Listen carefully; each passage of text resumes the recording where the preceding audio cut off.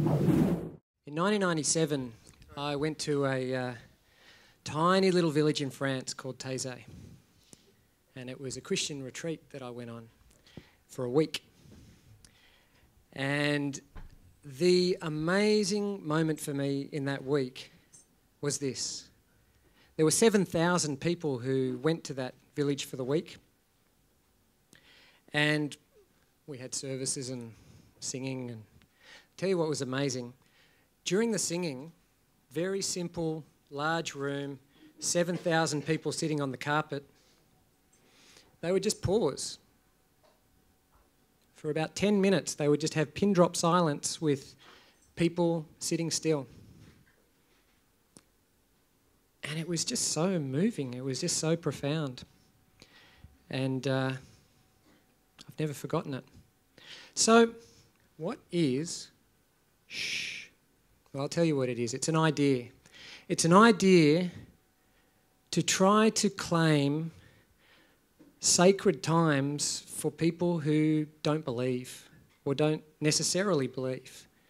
Because really, when you think about that experience at Taizé, a whole group of people sitting, not saying anything, you don't really need belief or dogma or faith. And so that's what it's about. It's about exploring ways that we can claim some of those sacred times for people who don't necessarily believe, because we're missing out. So let me tell you, we've experimented over the last 12 months with some different versions of this. Yeah. And I'll tell you what I love. I love the fact, see this guy here? If he's in a shh meeting, he's not allowed to talk. So he can't explain what's going on for you. He can't interpret it. He can't hijack the moment with his ego or agenda or dogma or anything else. The space gets protected, and it is what it is. And it's been a really interesting journey to try to begin creating some of these events where people are just together, still and silent, and seeing what happens. One of the things I really love is that it does put you in a profound state of mind, and you do have profound conversations afterwards. But whatever is said in those conversations is not shh. That's just a conversation afterwards. And so those silent times are really protected. Al, what can you tell us about it? Well, like Miles, I've been on a spiritual journey all my life as well. It's me and my family in the Himalayas looking for some meditation.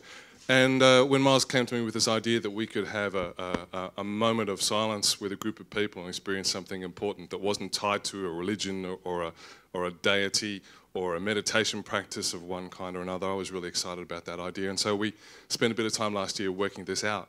And essentially that's what a shhhh is. A shhhh is kind of the mirror image of an Ignite Sydney, if you like. A shhhh is a moment where we take all that stuff that's in our heads and give us some time to seep through, give us some time for reflection.